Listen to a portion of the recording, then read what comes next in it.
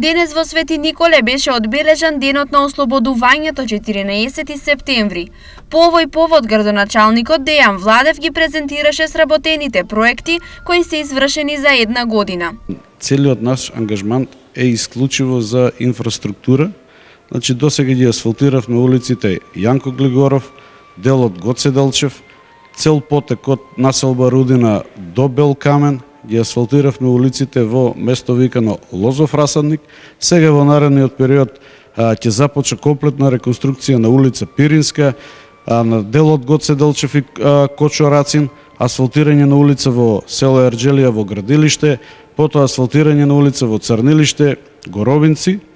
Паралелно со тоа е при крај изградбата на балон сала во село Ерџелија. Свети Николчани задоволни од реализираните проекти, а промените во нивната општина веќе биле видливи. Дали сте задоволни од проектите кои ги извршува општина Свети Николе? Да. Проектите? Па задоволни сме до сега.